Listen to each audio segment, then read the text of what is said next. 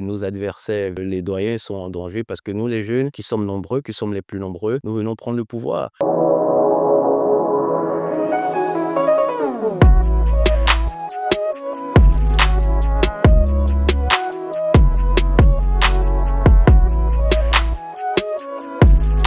Bonjour à toutes et à tous, bienvenue sur Vision 24 TV. Je suis très heureuse de vous avoir. Alors pour cet autre numéro de Tête à Tête, nous sommes avec Jean-François Kouassi, candidat à la présidentielle d'octobre 2025. Monsieur Jean-François Kouassi, bonjour. Bonjour, Bienvenue. merci beaucoup. Bonjour Madame Moubio, merci de nous recevoir. Alors avec vous, nous allons parler de votre candidature, D'accord. voilà, de l'intérêt que vous portez à cette candidature. Qu'est-ce qui vous motive concrètement? Alors, merci beaucoup. Déjà, il faut dire que depuis très longtemps, la scène politique a été occupée par des gens d'une certaine classe, vous voyez. Et depuis tout ce temps qu'ils occupent la scène, on voit que les conditions de vie des jeunes n'ont toujours pas changé. Les jeunes sont dans une précarité qui ne dit pas son nom, dans une pauvreté abjecte, dans le dénuement, dans la misère. Alors, monsieur Jean-François Kouassi, est-ce que vous appartenez à un parti politique? Ah non, j'appartiens pas à un parti politique. Nous venons d'énoncer notre mouvement, qui est le mouvement des jeunes de Côte d'Ivoire. Vous voyez, voilà, dans le but de fédérer toute la jeunesse ivoirienne autour de ces idéaux qu'on prône, voilà. Et on veut créer une connexion chez tous les jeunes, une sorte de dynamique pour que tous les jeunes se rassemblent autour de ces valeurs d'inclusion, de ces valeurs. Si vous n'appartenez pas à un parti politique, de quel bord politique peut-on vous estimer le plus proche? Nous n'appartenons pas à un parti politique, nous sommes proches de la jeunesse. Et c'est notre parti politique qui est la jeunesse, c'est le peuple de Côte d'Ivoire. Donc, nous sommes proches des jeunes et nous sommes proches du peuple. Nous ne sommes proches d'aucun parti politique. Voilà. Donc, nous sommes préoccupés par tout ce qui touche des questions de justice sociale, d'égalité, de liberté, de transparence euh, et de démocratie. Voilà. Mhm. Le samedi 4 janvier 2025, au stade de la Sogefia à Abobo, vous avez été investi et vous avez dit, et je cite, «Nous, jeunes, nous sommes partout, partout et ils sont en danger. Cette année, les jeunes prennent le pouvoir. Comment comptez-vous mettre fin à la violence chez les jeunes, surtout que votre slogan de campagne annonce un danger pour les autres? Devons-nous nous attendre à une guerre, à un conflit de génération ou de culture? Que voulez-vous dire par ils sont en danger?» Alors, merci beaucoup. Ils sont en danger et c'était pour faire référence à la musique du célèbre chanteur Imara. Voilà, pour dire que nos adversaires, bien sûr, les doyens, sont en danger parce que nous, les jeunes, qui sommes nombreux, qui sommes les plus nombreux, nous venons prendre le pouvoir. Et nous sommes en démocratie. En démocratie, c'est le pouvoir du peuple par le peuple pour le peuple. C'est le pouvoir de la majorité. Voilà. Donc, il est inconcevable que nous, les jeunes qui sommes les plus nombreux, nous soyons en marge et puis une minorité, une poignée de personnes nous gouvernent. Voilà. Donc, c'était une question de redistribuer les cartes, remettre les pendules à l'heure, quoi. Vous Voilà. ne craignez rien. Non, absolument pas. Il y a aucun danger, il y a aucun danger verbal, il y a aucun danger physique. C'est juste un concept et puis, on va prendre le pouvoir, c'est de manière pacifique et puis ce n'est pas on s'inscrit pas dans une logique de rupture totale avec, la gérontocratie. Non, on veut prendre la place qui est la nôtre. On veut négocier notre place auprès de ses doyens. Voilà, pour faire aussi entendre notre voix. Voilà, on s'inscrit pas dans une, démarche, de rupture totale avec nos doyens. Non, on veut renégocier notre place auprès d'eux, de sorte qu'ensemble, en synergie, on puisse travailler pour améliorer nos conditions, on puisse faire aussi valoir nos droits et faire entendre notre voix. Est-ce à dire que les doyens devraient vous craindre? Bah oui, il y a de quoi nous craindre parce que, comme je l'ai dit, on est partout, partout. Voilà, donc des gens qui sont partout, qui ont le pouvoir, forcément, ils sont à craindre, voilà.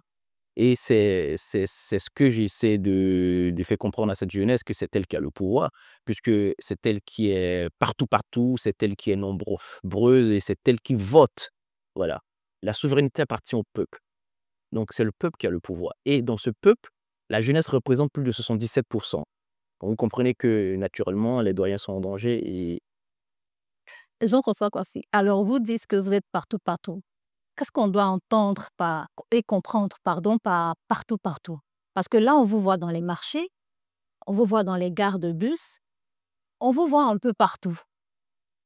voilà, justement, c'est bien dit, justement, on essaie d'être partout au contact, du peuple, partout où se trouvent, les jeunes, où se trouve, le peuple, on va vers eux, on va leur parler, on va toucher du bout des doigts leurs réalités, leurs problèmes, leurs difficultés. On va prendre avec nous leurs aspirations, on va les écouter, on va les entendre et ils nous disent ce qu'ils veulent, de sorte que une fois au pouvoir, on puisse ensemble apporter des solutions idoines à tous ces problèmes. Voilà, c'est ce qui fait que partout les jeunes seront, que ce soit dans les cabarets, dans les arrêts de bus, dans les maquis, dans des kiosques, dans des n'importe où les jeunes se trouvent, où le peuple ivoirien se trouve, on ira les voir, on ira leur parler. Parce que c'est eux qui ont le pouvoir, c'est eux qui votent. Voilà. Donc, un vote à Bobo, une voix à Bobo est égal à une voix à Cocody, une voix au plateau. Il y a pas de différence. Voilà, donc ils sont aussi importants que ceux qui sont à Cocody, ceux qui sont, dans des quartiers huppés. C'est pour ça qu'on ne fait pas de distinction, on va vers tout le monde, on va leur parler. Voilà. Il n'y a pas que les jeunes hein, que vous allez gouverner plus tard. Il n'y a pas que la jeunesse. Non, il n'y a pas que la jeunesse, c'est tout le peuple de Côte d'Ivoire qu'on veut gouverner, mais vous savez, étant jeune, on essaie de se focaliser essentiellement sur les jeunes, vous voyez? Parce qu'aujourd'hui, nos parents aussi, je pense que toute leur préoccupation, c'est comment est-ce que leurs enfants vont se caser? Comment est-ce que leurs enfants vont aller à l'école, vont pouvoir se soigner, vont pouvoir, avoir une formation et puis vont pouvoir après être, insérés dans le tissu, socio-professionnel. Et vous, vous avez la solution de tout Ah ça. bah, bien sûr et c'est avec les jeunes qu'on va le faire. Avec nous-mêmes les jeunes, c'est ensemble qu'on va on va apporter ces solutions. Quel est votre programme? On a bien envie de savoir. Bon, mon programme, de gouvernance s'articule autour de 4 grands axes, notamment, la construction d'un état de droit. Vous voyez? L'instauration d'un état de droit parce que j'estime qu'il est important que dans notre pays, dans notre démocratie, il y ait un état de droit pour que les choses soient parfaites. Une fois l'état de droit instauré, on pourra lutter efficacement contre la corruption. Ensuite, former essentiellement les jeunes.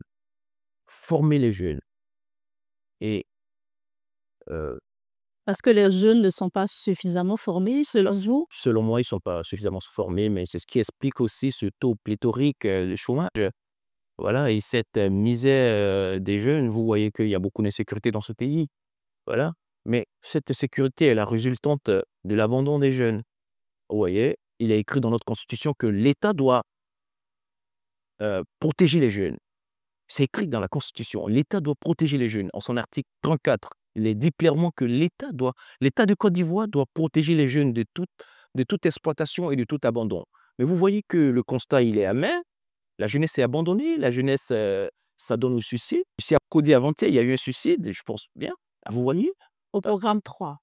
Voilà, donc c'est ça. C'est dû à l'abandon des jeunes, donc c'est à cela qu'on veut apporter, des solutions concrètes. On veut dire à cette jeunesse qu'elle n'est pas seule, elle appartient à une nation, à une république, donc elle doit être protégée.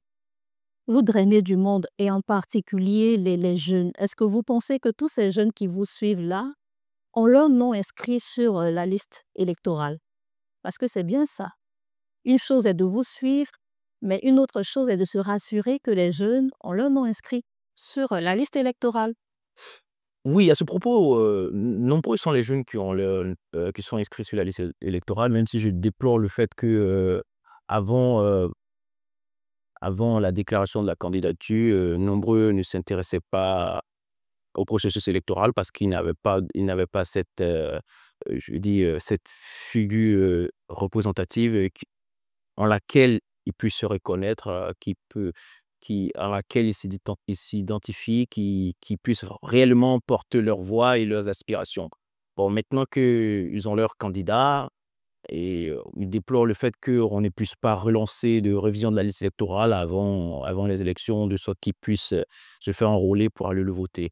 Et il faut dire que, malheureusement, il n'y a que 9,6 de jeunes inscrits sur la liste électorale et c'est vraiment déplorable.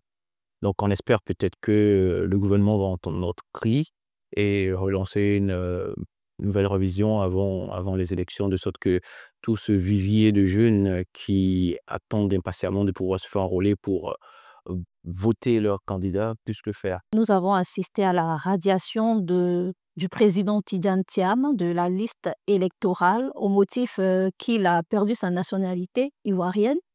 Alors, vous, en tant que candidat, toujours sur la liste électorale, quelle analyse faites-vous? Alors, je suis animé par un sentiment d'indignation, d'injustice. Je suis scandalisé par cette, décision de justice.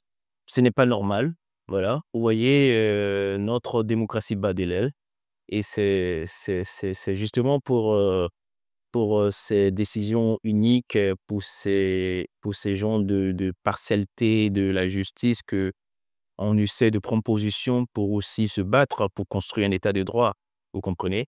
C'est de toute évidence une décision de justice, injuste, partiale, inique. Voilà, c'est une décision qui est instrumentalisée par des mains qui veulent, évincer certains candidats de la course à la présidentielle et nous étant jeunes démocrates, nous sommes, révoltés contre ce genre d'agissement dans une démocratie parce que hier, c'était le président Tidjane Thiam, mais demain, ça pourrait être nous, ça pourrait être moi-même. Donc il faut jamais se réjouir de tels agissements, il faut jamais se réjouir de telles décisions de justice, des gens qui instrumentalisent, qui se servent de la justice pour éliminer d'autres candidats de manière arbitraire, ce n'est pas juste et c'est bien pour cela qu'il est urgent qu'on bâtisse un état de droit. Voilà, parce que dans l'état de droit, ce genre de choses, ne peuvent pas arriver. Et c'est l'une des raisons pour lesquelles même la jeunesse doit s'intéresser Bah, à votre candidature. bien évidemment, voilà, pour qu'ensemble on puisse bâtir un état de droit. Voilà, de sorte que, heu, certains individus ne se servent pas de la justice, pour régler leur compte personnel. Merci. Monsieur Jean-François Kouassi, candidat déclaré à l'élection présidentielle de 2025. Alors, si vous venez de nous prendre en marche, vous êtes sur Vision B4 TV et vous suivez votre émission Tête à Tête. Monsieur Jean-François Kouassi, sur la situation économique et sociale de la Côte d'Ivoire, quelle analyse faites-vous? Alors, avant-hier lors de mon passage à l'arrêt de bus, j'avais dénoncé le fait que, on soit dans un pays où il y a une croissance économique qui ne profite seulement qu'à un seul clan. Donc, vous voyez, nous les jeunes, nous pensons que, cette, croissance économique, elle est exclusionniste, elle est discriminatoire. Parce que quand un pays, est riche, cette richesse devrait être, inclusive, elle devrait profiter à tous les citoyens. Mais lorsqu'une richesse profite seulement qu'à un seul clan, à un seul groupe, lorsqu'elle ne profite qu'aux riches, c'est qu'il y a un problème. Donc, on envisage de mettre, une politique, économique, sociale en place une fois que nous serons au pouvoir, de sorte que, les richesses du pays puissent vraiment profiter à tous les Ivoiriens, quel que soit leur statut social. Quelle sera la place donc des secteurs sociaux, notamment de l'éducation et de la santé? Bah, ce sont des secteurs qui occuperont une place de choix dans notre, programme de gouvernance parce que ce sont des ce sont des secteurs essentiels, dans la vie de toute nation, notamment, l'éducation et la santé parce il faut être en pleine santé pour, pouvoir, s'épanouir, voilà. Mais aussi il faut être éduqué, il faut aller à l'école parce que Nelson Mandela le disait que l'éducation est l'arme la plus forte pour changer le monde, vous voyez? Et ouais, une nation est forte quand son peuple est éduqué. Voilà, donc je pense qu'on va mettre l'accent sur l'éducation, sur la gratuité de l'éducation, de sorte à ce que tous les enfants de la Côte d'Ivoire, tous les enfants de la République puissent aller à l'école sans distinction, qu'ils puissent avoir les mêmes chances. Voilà.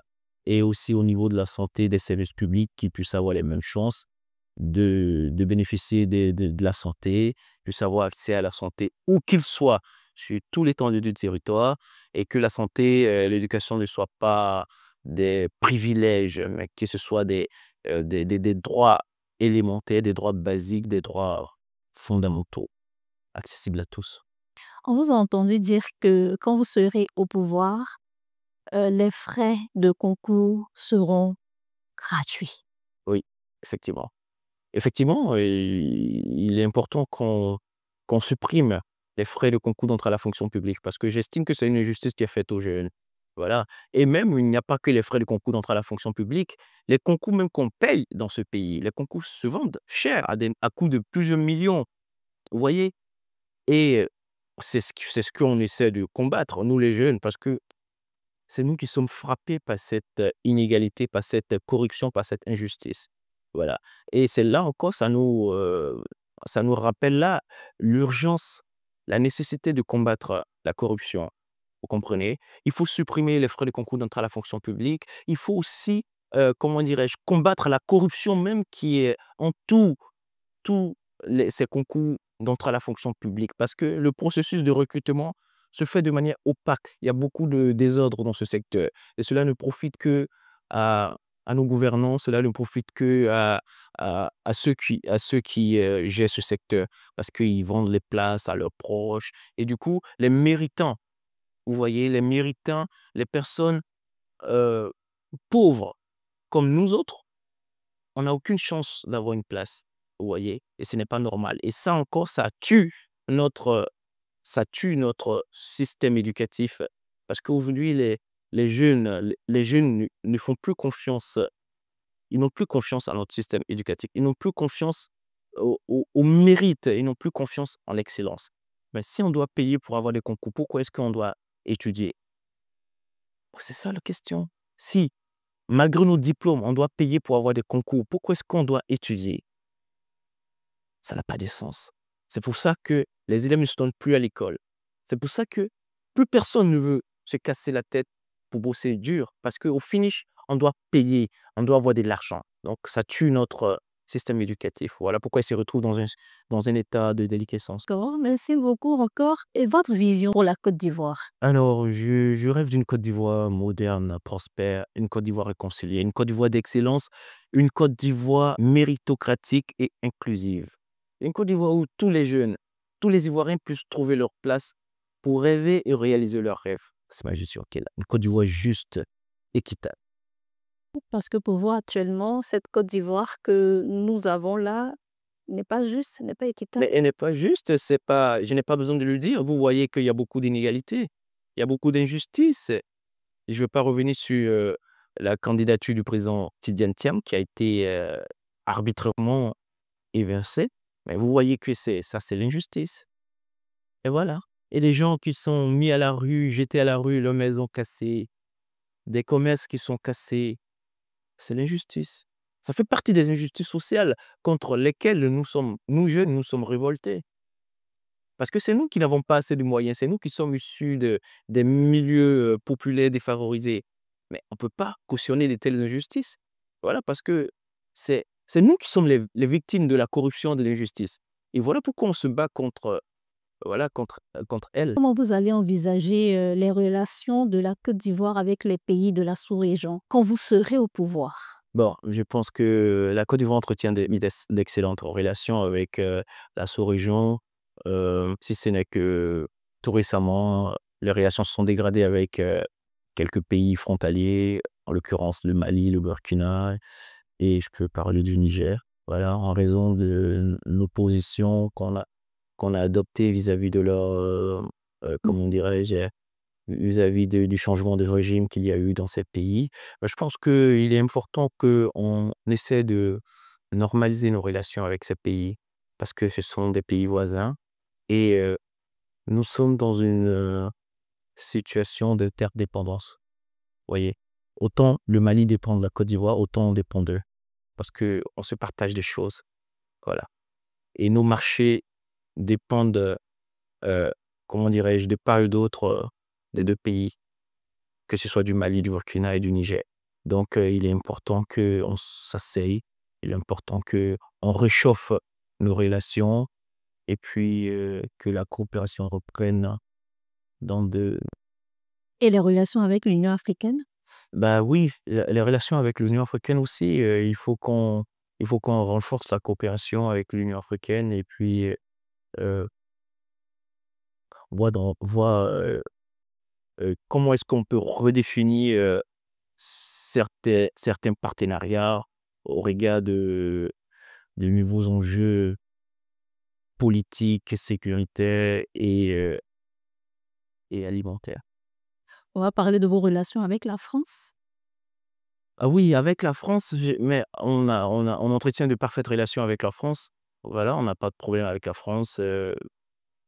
La France et la Côte d'Ivoire sont des partenaires traditionnels de très longue date. Donc, je pense que nous sommes dans une très bonne dynamique et la France est un partenaire très essentiel pour la Côte d'Ivoire et vice-versa.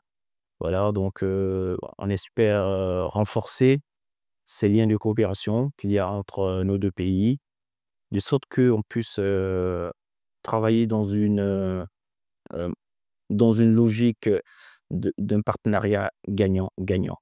Voilà, dans une logique de justice, d'équité et de transparence. Monsieur Jean-François Kouassi, alors, au terme donc de cette émission, quel est votre dernier mot? Alors, peuple de Côte d'Ivoire, l'heure de faire entendre ta voix est arrivée. L'heure de prendre ton destin en main est arrivée. Renonçons à toute violence. Renonçons à tout discours de haine. Mobilisons-nous ensemble dans la paix autour de la candidature de la jeunesse, autour de notre candidature, parce qu'il s'agit de notre avenir. Si on veut plus de justice, si on veut plus d'égalité, si on veut plus de liberté dans notre pays, c'est le moment de se mettre ensemble et agir ensemble maintenant. Je pense que ensemble, nous pourrions améliorer nos conditions de vie. Ensemble, nous pourrions écrire une nouvelle page de notre histoire. Je sais compter sur vous. Je vous remercie. Ensemble, nous pourrions écrire une nouvelle page de notre histoire. Monsieur Jean-François Kouassi, candidat déclaré à l'élection présidentielle de 2025, était avec nous ici sur notre plateau de Vision 24 TV. Nous étions très ravis de le recevoir. Monsieur Jean-François Kouassi, nous vous disons merci d'être passé sur nos antennes de Vision 24 TV et nous vous souhaitons une très bonne chance, une très bonne suite voilà, pour votre candidature et pour votre campagne. Merci beaucoup. C'est moi qui vous remercie. Merci de nous avoir reçus. Merci à vous d'avoir pris plaisir à nous suivre. Nous vous disons au revoir et à très bientôt. Merci à toute l'équipe de la production.